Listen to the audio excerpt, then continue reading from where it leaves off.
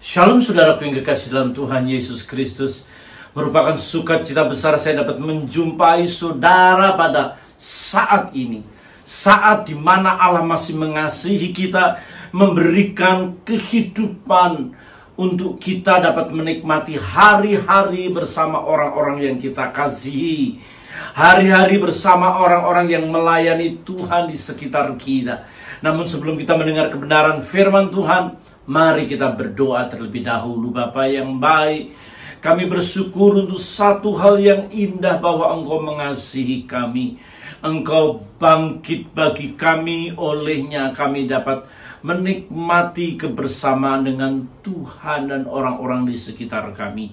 Untuk itu mari berbicara, berkata-kata, urapi kami sekalian, tidak terkecuali siapapun, apapun, bagaimanapun keberadaan kami.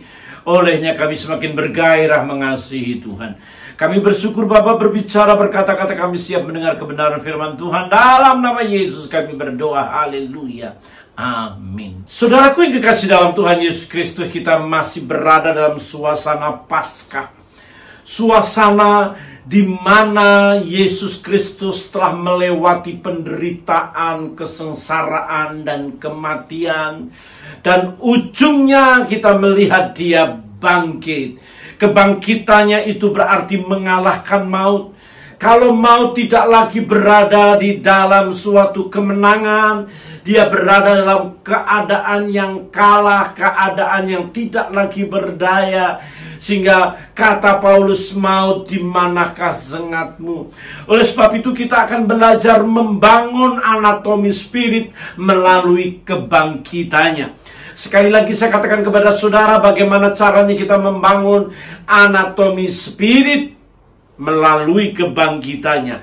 1 Korintus pasal 15 ayat 17 sampai 19 saya akan bacakan buat setiap saudara sekalian. Dan jika Kristus tidak dibangkitkan, maka sia-sialah kepercayaan kamu dan kamu masih hidup dalam dosamu. Demikianlah binasa juga orang-orang yang mati dalam Kristus. Jikalau kita hanya dalam hidup ini saja menaruh pengharapan pada Kristus, maka kita adalah orang-orang yang paling malang dari segala manusia. Saudaraku yang kekasih dalam Tuhan Yesus, Paulus ingin mengingatkan bahwa kekristenan tidak sebatas kubur. Kekristenan tidak sebatas liang lahat. Kekristenan tidak sebatas hanya dalam goa-goa di mana mayat-mayat itu berada. Memang kekristenan tidak disetting untuk itu, saudaraku yang kekasih. Karena ada begitu banyak kisah, ada begitu banyak cerita, ada begitu banyak kepercayaan di mana siksa kubur itu sangat mengerikan sekali. Di kalangan orang-orang Yahudi mempercayai orang-orang yang dikubur di sana selama beberapa bulan masih merasakan yang namanya siksa kubur itu. Bagaimana ulat dan belatung itu mulai menggigit daging-daging. Dan itu digambarkan sebagai jarum yang menusuk kulit kita. Dan betapa sakitnya, betapa menderitanya beberapa bulan pertama orang-orang mengalami penderitaan dari siksa kubur itu. Untung dikatakan kepercayaan ini bahwa orang yang benar tidak mengalami penderitaan siksa kubur, karena selama hidupnya mereka sudah banyak menderita. Selama hidupnya dia sudah banyak mengalami penyangkalan diri. Oleh sebab itu Yesus Kristus memberikan perumpamaan lantaran Lazarus dan orang kaya. Orang kaya mati dikubur itu di dalam ada siksa kubur. Di dalam kubur itu ada penderitaan, ada kengerian. Sementara Lazarus yang ada di Firdaus bersama Abraham menikmati hari-hari dan keindahan. Sementara kita mengerti bahwa orang kaya itu sesudah dikubur mengalami kehausan, mengalami penderitaan. Dan harus diakui, saudaraku yang kekasih, Yesus tidak sedang menceritakan perumpamaan bohong. Yesus tidak sedang menceritakan pengalaman-pengalaman yang tidak dia mengerti, yang pasti dia mengerti. Oleh sebab itu betapa pentingnya orang-orang benar, orang-orang yang mau menderita secara fisik, supaya nanti kalau dalam kubur, cacing-cacing dan belatung yang makan daging dan kulit itu tidak dialami lagi. Saudaraku, kepercayaan yang lain mengatakan bahwa di dalam kematian itu harus berjalan di satu jembatan yang kecil. Katanya rambut dibelah 7. Dan itu sangat menderita sekali supaya lepas dari siksa kubur. Itu gambaran melewati neraka. Dalam siksa kubur dikisahkan mereka akan ditindis dengan batu yang besar, yang tubuhnya akan remuk redam, kulitnya hancur. Itu mengerikan sekali, saudaraku yang kekasih dalam Tuhan. Dan penderitaan demi penderitaan akan dialami orang-orang yang ada di dalam kubur. Bahkan ada yang mengatakan kalau sesudah dikubur, orang harus melewati yang namanya purgatori. Purgatori itu semacam penyucian. Orang yang masih kedagingan di dunia ini, segala-galanya serba enak, serba nikmat untuk kenikmatan mata, keangkuhan hidup, dan kemudian kepuasan jasmani atau kedagingan. Itulah musuh Allah. Kalau musuh Allah, kita mengerti Roma 8 ayat 8 mengatakan orang yang hidup di dalam daging tidak mungkin berkenan kepada Allah. Selama dia tidak berkenan kepada Allah, maka penderitaan dan penderitaan akan dialami sesudah kematian ini. Kematian itu dimulai dari siksa kubur. Saudaraku yang kekasih, memang harus kita akui kita tidak bisa percaya sepenuhnya hal seperti ini karena kita tidak mengalami. Ini hanya sekedar informasi. Kalau seandainya itu benar dan itu terjadi, dijauhkan Tuhan kiranya daripada kita. Karena penderitaan dosa akibat dosa sampai ujung-ujungnya dosa itu, Yesus sudah menapaki, menjalani seluruh prosesi sebelum kebangkitannya. Di hari kebangkitan, Yesus menunjukkan bahwa dia telah menang. Dalam 1 Petrus 3 ayat yang 19-20, saya bacakan buat saudara. Dan di dalam roh itu juga ia pergi memberitakan Injil kepada roh-roh yang di dalam penjara, yaitu kepada roh-roh mereka yang dahulu pada waktu Nuh tidak taat kepada Allah, ketika Allah tetap menanti dengan sabar waktu Nuh sedang mempersiapkan bahteranya, di mana hanya sedikit, yaitu 8 orang yang diselamatkan oleh air bah itu. Dulu saya mempercayai bahwa Yesus sesudah mati dia masuk neraka. Karena apa? Memang dia sedang menanggung dosa manusia dan upah dosa manusia itu ada dalam neraka. Dan semua orang generasinya Adam pertama, semua manusia yang punya DNA dosa dan pemberontakan nenek moyang manusia yakni Adam dan Hawa, Kain dan lain sebagainya, manusia membawa dosa itu dan dosa itu dibawa oleh Adam untuk seluruh manusia. Dan harus dipahami dan diakui semuanya berada dalam neraka kekal. Dan Yesus sedang membawa seluruh dosa manusia. Ketika disalib, semua dosa saudara, dosa saya, bahkan dosa orang-orang di dunia ini numplek, melaminating di dalam diri Yesus. Dari seluruh kehidupan Yesus, dia yang tidak berdosa dijadikan berdosa. Dia yang tidak bersalah divonis menjadi salah. Dia yang tidak terkutuk divonis jadi terkutuk. Keadilan Allah nyata di atas salib, bahwa dia telah menanggung seluruh dosa kita. Oleh sebab itu dia layak masuk neraka. Dan saudaraku yang kekasih dalam Tuhan, kita perlu memahami kebangkitannya menunjukkan bahwa dia memiliki otoritas alam maut. Dia memiliki otoritas terhadap kematian. Maka dia masuk, dia memberitakan, keruso, proklaim. Dia tidak sekedar masuk, tetapi dia menyatakan kemenangannya, bahwa dia menang terhadap maut. Dia telah menang terhadap kuasa-kuasa kegelapan. Sehingga dia memberitakan, memproklamirkan, menyampaikan message-nya bahwa sudah selesai, tetelestai, sudah rampung, sudah selesai semuanya. Pekerjaan penyalipan itu membayar lunas semua hutang-hutang, termasuk kebangkitannya masuk dalam dimensi alam maut itu. Kekristenan melewati alam maut.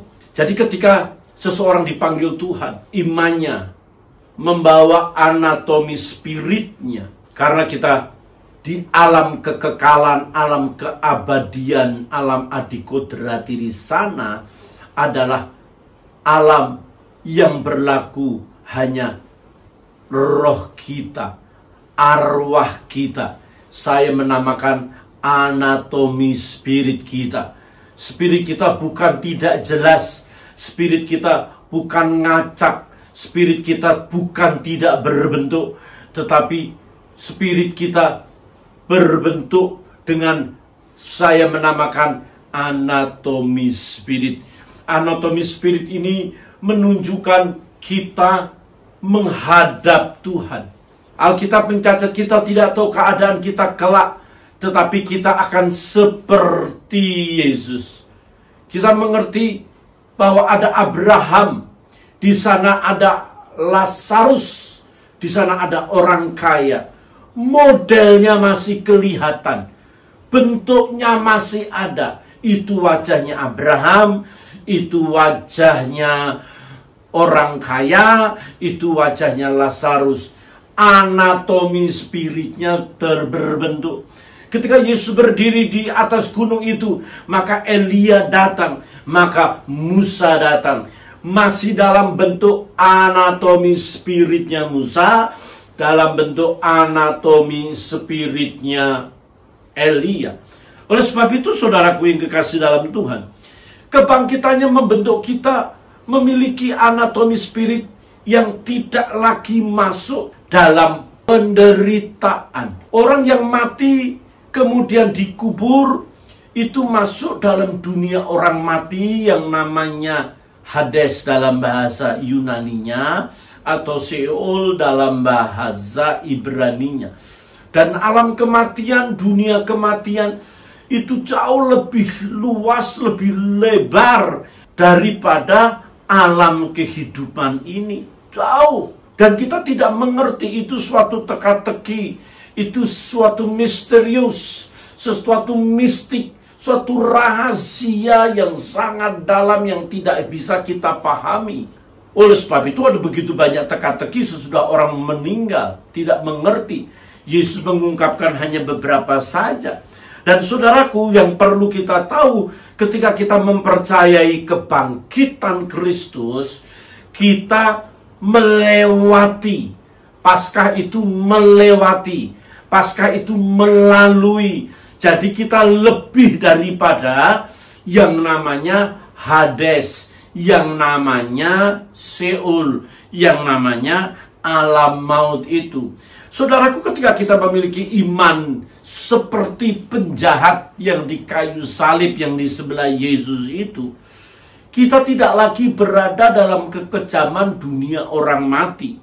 Lukas 23 ayat 42 mengatakan, kita memang selayaknya dihukum.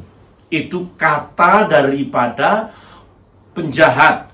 Sebab kita menerima balasan setimpal dengan perbuatan kita. Tetapi orang ini, Yesus, tidak berbuat sesuatu yang salah. Lalu ia berkata, Yesus, ingatlah akan aku apabila engkau datang sebagai raja. Kata Yesus kepadanya, "Aku berkata kepadamu, sesungguhnya hari ini juga engkau akan ada bersama-sama dengan aku di dalam Firdaus." Jadi Yesus menjamin sebuah kehidupan sesudah kematian. Maka orang tidak masuk dalam dunia yang namanya Hades, dunia orang mati dengan berbagai macam kekejamannya, entah itu purgatori, entah itu alam penyucian, entah itu jembatan, entah itu alam kubur. Tidak mengalami. Orang mengalami yang namanya hari ini juga engkau masuk Firdaus. Jadi Yesus ketika selama dia hidup di bumi ini, dia berkata, segala kuasa dan di surga dan di bumi, ya, dan di bawah bumi, semua kuasa itu ada di tanganku. Yesus tidak ngomong bohong. Realitasnya apa? Realitasnya dia berkata kepada penjahat ini, hari ini juga engkau masuk Firdaus. Oleh sebab itu ketika Yesus mati, dia memproklamirkan keruso kepada yang namanya Hades, yang namanya Seol, kepada alam maut. Orang yang percaya kepadaku tidak lagi masuk di sini, karena keruso aku telah memproklamirkan. Jadi anatomi spirit saudara, anatomi spirit saya tidak berada dalam penderitaan sesudah kematian. Kita berada dalam Firdaus. Hari ini juga engkau masuk Firdaus. Bagaimana caranya anatomi spirit kita bisa masuk ke dalam Firdaus? Yang pertama, orang kaya ini mengakui bahwa ia berkata, sebab kita menerima balasan setimbang dengan perbuatan kita. Ini sebuah penyesalan. Kita ini orang yang layak dihukum. Kita ini orang yang layak dihukum. Kita ini orang yang berdosa. Kita ini layak menerima segala sesuatu yang telah kita lakukan. Kita ini nggak ada yang benar. Kita ini tidak ada yang suci. Orang penjahat ini berkata, kita ini orang berdosa. Orang yang menyadari bahwa dirinya berdosa, dia akan berhati-hati. Berhati-hati bertindak dan berkata supaya tidak dihukum. Karena Alkitab mencatat setiap perkataan perbuatan kita akan dibawa ke pengadilan. Tiap tingkah laku kita akan kita pertanggungjawabkan, kata Alkitab. Oleh sebab itu yang pertama perlu penyesalan, perlu pertobatan hari demi hari. Kelahiran baru itu harus dimanifestasikan setiap hari. Pertobatan itu harus dipresentasikan setiap hari. Oleh sebab itu izinkanlah kebenaran firman Tuhan memodifikasi hidup kita, mengatur hidup kita, membentuk hidup kita semakin hari semakin indah di mata Tuhan. Sehingga seperti penjahat ini berkata bahwa kita ini layak dihukum. Jadi menyadari keberadaannya. Dia memang menerima keadaannya, menunjukkan orang yang rendah hati, menunjukkan bahwa kita ini layak loh mengalami ini. Karena apa? Kita sudah melakukannya. Orang yang rendah hati itu sadar dirinya sendiri. Orang yang rendah hati itu mengerti. Tidak ada kesombongan di dalam dirinya. Tidak ada nilai bahwa dirinya bernilai dan layak untuk surga. Tidak ada satu manusia pun yang layak untuk surga. Tidak ada satu manusia pun yang layak untuk kerajaan Allah. Tetapi semua orang itu layak dihukum. Semua orang itu layak mati dalam penderitaan. Saudaraku yang kekasih, supaya anatomi spirit kita masuk di dalam kekekalan Firdaus.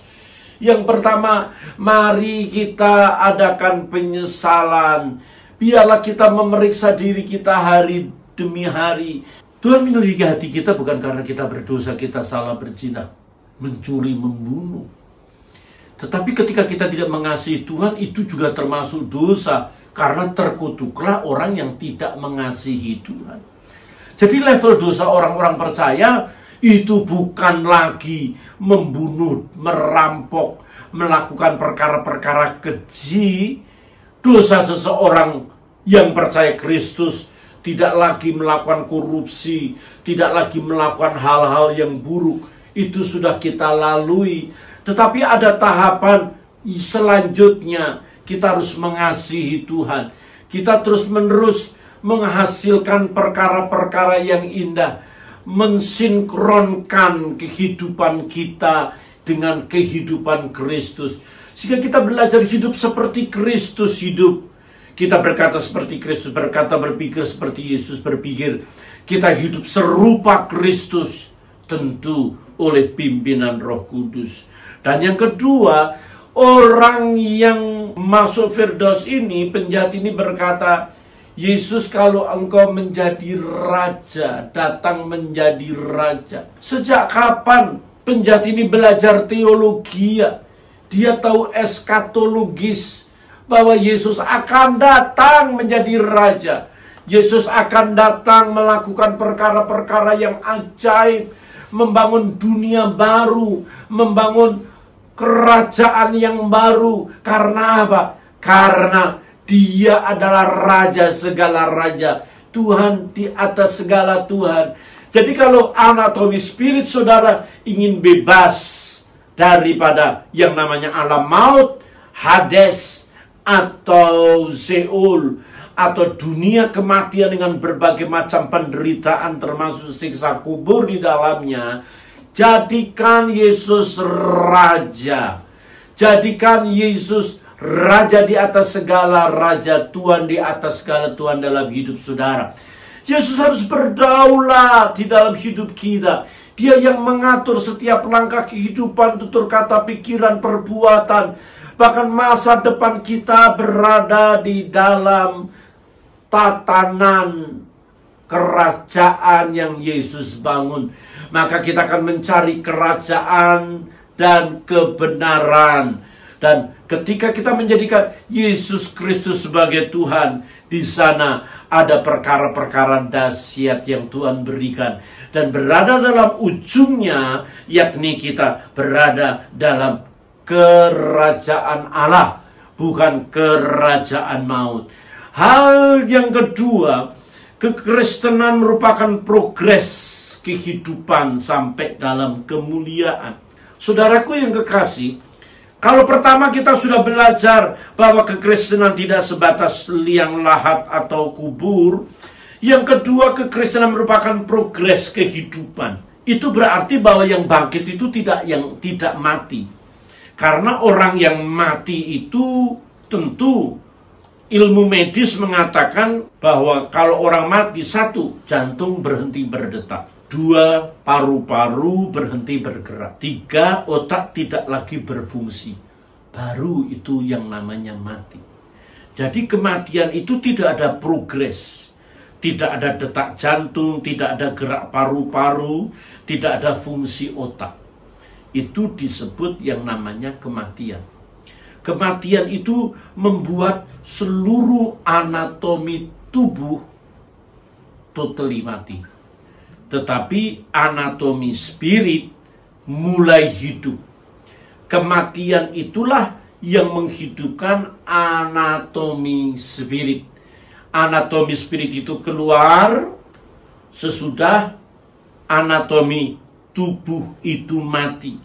Jadi orang yang memiliki anatomi spirit yang benar, sesudah mati, maka dia akan berkumpul dalam kumpulan arwah-arwah. Dunia orang mati itu kumpulan arwah-arwah.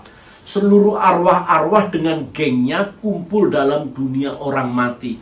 Tetapi kita sudah belajar yang pertama tadi, bahwa anatomi spirit, arwah orang percaya tidak melalui perjalanan yang menyakitkan, yakni perjalanan ke dalam alam baka, alam kematian, bukan. Karena Yesus kan menawarkan bahwa di dunia ini ada jalan yang lebar dan jalan yang sempit. Pilihlah jalan yang sempit, di sana akan menikmati kehidupan. Jalan yang lebar dipilih banyak orang, tetapi akan menuju yang namanya maut. Saudaraku, jalan yang lebar ini enak. Orang berpikir bahwa jalannya lurus, jalannya baik, lebar, enak. Agama mengajarkan semua jalannya lurus. Tetapi Amsal mengatakan ujungnya maut. Oleh sebab itu Yesus berkata, akulah jalan kebenaran dan kehidupan. Jadi kehidupan ini memungkinkan seseorang menikmati jalan. Oleh sebab itu kita jangan tinggal di dalam kematian selagi hidup. Milikilah progres kehidupan. Progres kehidupan itu apa? Yesaya 38 ayat 18. Yesaya 38 ayat 18 saya bacakan buat saudara. Sebab dunia orang mati tidak dapat mengucap syukur kepadamu, dan maut tidak dapat memuji-muji engkau. Orang-orang yang turun ke liang kubur tidak menanti-nanti akan kesetiaanmu. Ciri khas orang yang mati dalam hidup, mati selagi hidup. Yang pertama, tidak dapat mengucap syukur. Jadi orang yang selalu bersungut-sungut, orang yang tidak tahu bersyukur, orang yang tidak tahu menikmati terima kasih kepada Tuhan, dia berada di dalam liang kubur selagi hidup. Dia bersungut-sungut, tidak memiliki kendaraan. Tapi seharusnya dia bersyukur dia masih punya kaki untuk dia berjalan. Orang yang punya kaki, bersungut-sungut berjalan, dia rasanya capek berjalan terus. Tetapi seharusnya dia bersyukur bahwa ada begitu banyak orang pincang dan lumpuh yang tidak memiliki kemampuan untuk berjalan. Orang yang lumpuh sebaliknya menikmati keberadaannya, tetapi dia tidak bersyukur, mengalami lumpuh, mengalami pincang. Tapi seharusnya dia bersyukur. Ada banyak orang tidak punya kaki. Saudaraku yang kekasih dalam Tuhan, orang yang tidak punya kaki pun juga harus bersyukur ketika melihat orang mati punya kaki, tapi tidak bisa juga berjalan. Oleh sebab itu, saudara-saudaraku yang kekasih dalam Tuhan, orang yang mati selagi hidup adalah orang yang tidak mengucap syukur. Mari kita mengucap syukur keberadaan kita, sekalipun pahit, kecewa, luka, amarah, dendam. Sekalipun ada begitu banyak hal yang membuat kita tidak layak bersyukur di masa-masa pandemi. Kita melihat China sekarang di lockdown, dan orang-orang mulai berjatuhan, bunuh diri, frustasi. Dari lantai 5, 10, 25, lantai-lantai yang di atasnya, dia berlomba-lomba terjun ke bawah, dia ingin cepat mati saja. Lockdown membuat orang-orang frustasi. Hari ini ada begitu banyak orang frustasi, depresi, trauma, bahkan fobia menghadapi hidup ini. Hidup di dunia tidak semakin baik, hidup dunia semakin sulit, saudaraku yang kekasih. Jangan kita tinggal di dalam liang kubur, jangan tinggal dalam dunia kematian. Karena dunia orang mati tidak dapat bersyukur. Kalau saudara tidak dapat bersyukur, saudara sama sedang tinggal di dalam dunia orang mati, selama saudara tinggal di dalam dunia orang hidup. Dunia alam maut tidak dapat memuji-muji engkau. Jadi saudaraku, setiap mulut yang tidak dapat memuji Tuhan, setiap mulut yang tidak menyembah Tuhan, setiap mulut yang tidak mengadakan praise and worship, menyembah dan memuliakan Tuhan, dia berada dalam alam maut. Di dalam kubur tidak ada puji-pujian, tidak ada penyembahan. Hari ini bersyukur saudaraku, saudara mendengar kebenaran selagi hidup. Jangan berada di dalam dunia orang mati. Karena kekristenan merupakan progres kehidupan. Semakin hari semakin sempurna, semakin hari semakin baik, semakin hari semakin excellent, semakin hari semakin spektakuler. Karena apa? Karena di situ ada pujian, penyembahan, pengagungan. Kita sedang berada dalam surga sekalipun kita masih ada di bumi. Kita bersama malaikat-malaikat di surga sedang menyembah Dia, sekalipun kita bersama dengan saudara-saudara seiman kita. Kita sedang memprogreskan diri. Kita sedang berada di dalam sebuah kehidupan yang menyerupai kehidupan surga. Yang pertama tadi bersyukur, yang kedua pujian dan penyembahan. Ketika kita menyembah Tuhan, kita sedang memberkati Tuhan, dan berkat itu akan turun kepada kita. Ketika saya memberikan atau melemparkan handphone ini ke atas, maka jatuhnya kepada saya. Bukan saya melempar jatuh ke orang lain, itu bukan melempar, itu nimpuk namanya saudara. Tetapi kalau kita memuji, memuliakan, mengagungkan Tuhan hari demi hari, maka pujian itu, berkat itu akan kembali kepada kita, saudara. Yang ketiga, bahwa orang yang hidup di dalam kubur itu adalah orang yang tidak menanti-nanti akan kesetiaan Tuhan. Saudaraku, orang-orang yang turun ke liang kubur tidak menanti-nanti akan kesetiaanmu. Saudara, yang ketiga, orang yang hidup di dalam kubur, orang yang hidup dalam dunia orang mati, adalah orang-orang yang tidak tahu berharap, bergantung, mengandalkan Tuhan. Mereka mengandalkan diri sendiri, pusing sendiri, merasa diri mampu dan berkata kepada Tuhan, saya bisa tanpa Tuhan. Akhirnya mentok, dia tidak akan bisa menghadapi banyak perkara-perkara yang pahit, sulit, dan kekecewaan itu akan terjadi. Ingat, orang yang menanti-nantikan Tuhan adalah orang yang memiliki progres hidup. Orang yang tidak menanti-nantikan Tuhan, dia sedang berada dalam dunia orang mati. Saudaraku, ciri orang seperti ini, saudara, orang yang gampang frustasi, orang yang gampang hopeless, orang yang gampang tidak mampu menghadapi hidup ini. Oleh sebab itu, ada begitu banyak orang frustasi, orang kecewa. Saudara tahu, Yesus sendiri berdiri dan berkata, kamu yang letih lesu dan berbeban berat, sudah letih lesu dan berbeban berat, datanglah kepadaku, aku akan memberikan kelegaan kepadamu. Letih lesu dan berbeban berat, itu orang susah-susahnya, saudara. Datanglah kepadaku. Kalau kita datang, kita pasti beranjak dari tempat kita berdiri. Datanglah kepadaku, kamu yang letih lesu dan berbeban berat. Dan 11 ayat 28-29 kan. Ketika kita datang kepada Tuhan, kita menghadap datang, itu kita meninggalkan letih lesu dan berbeban berat kita, bukan? Dan datang kepada Yesus. Yesus memberikan kelegaan. Kelegaan di sana fresh. Ketika fresh, di situ kita menyatu dengan Tuhan. Pikulah kuk. Ya. Kuk itu bahasa Inggrisnya yoke. Yoke. Atau Sanskertanya yoga. Yoga itu menyatu dengan Tuhan. Menyatu dengan Tuhan itu seperti kerbau, pasangan kerbau itu loh, kayu gandar itu. Jadi kita menyatu dengan Tuhan ketika kita berada keadaan fresh. Kita tidak bisa menyatu dengan Tuhan dalam keadaan letih lesu dan berbeban berat. No. Tetapi kita sedang menyatu dengan Tuhan dalam keadaan fresh, dilegakan. Jadi ketika kita ikut Yesus, menyatu dengan Yesus, kita sedang menyatu dengan kuasa, menyatu dengan kelimpahan, menyatu dengan kelegaan, menyatu dengan segala sesuatu yang indah. Oleh sebab itu, saudaraku yang kekasih, Ibrani 12 ayat yang pertama mengatakan, karena itu kita mempunyai banyak saksi bagaikan awan yang mengelilingi kita, marilah kita menanggalkan semua beban dan dosa yang begitu merintangi kita.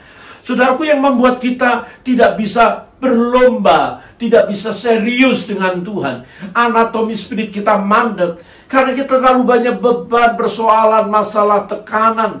Kita terlalu banyak dosa yang menumpuk. Dan dua hal ini siapa yang mampu menyelesaikan? Tidak ada yang mampu menyelesaikan kecuali Yesus Kristus.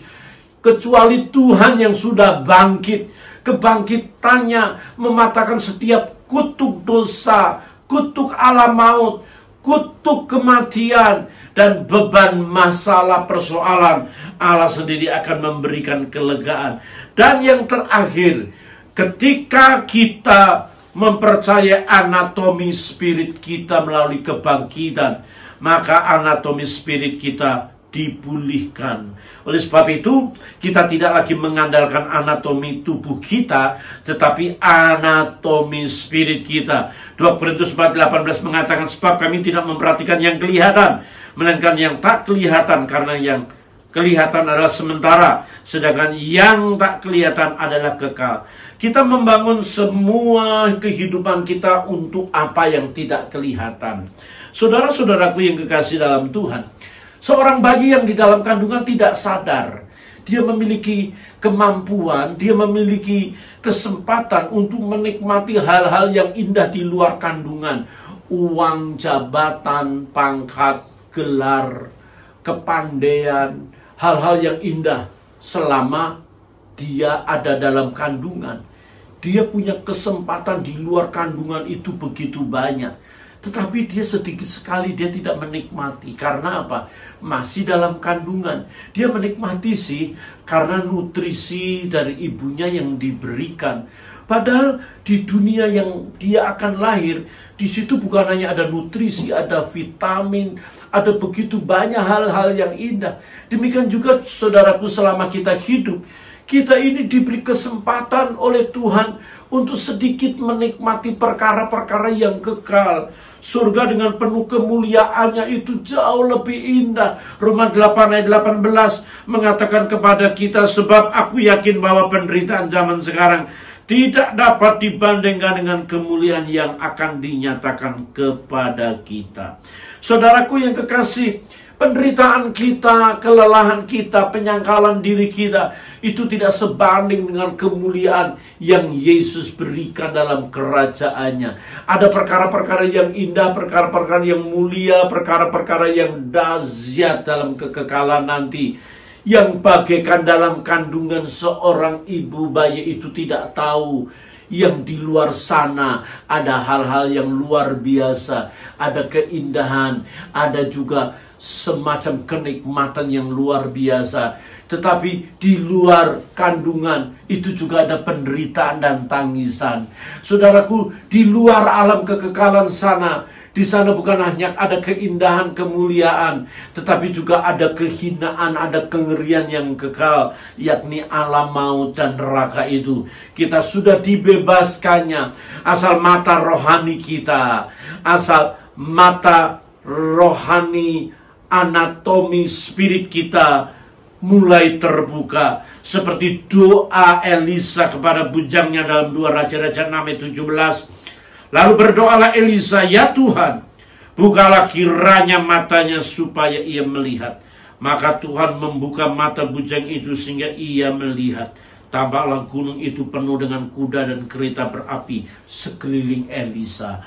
Saudaraku, di sekeliling kita ada begitu banyak malaikat, di sekeliling kita ada begitu banyak berkat, di sekeliling kita ada begitu banyak anugerah, pengampunan, damai sejahtera yang melingkupi kita. Mari kita buka mata rohani kita. Anatomi spirit kita harus hidup.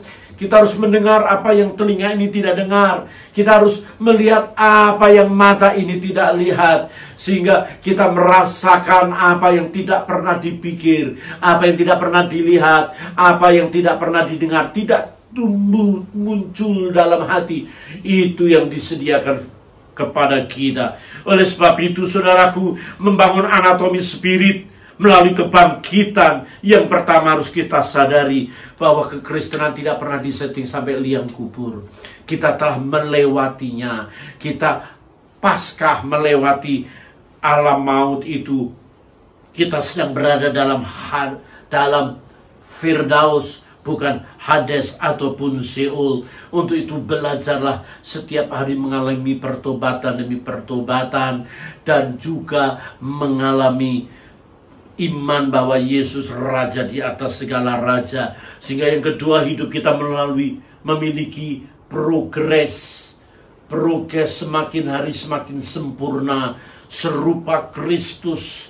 Oleh karena pimpinan Roh Kudus, dengan bersyukur, dengan memuji dan menanti-nantikan Tuhan, dan anatomi spirit kita dipulihkan, mata kita bisa melihat kemuliaan, telinga kita bisa mendengar anugerah, dan ada begitu banyak lagi yang terbaik yang Tuhan berikan kepada kita.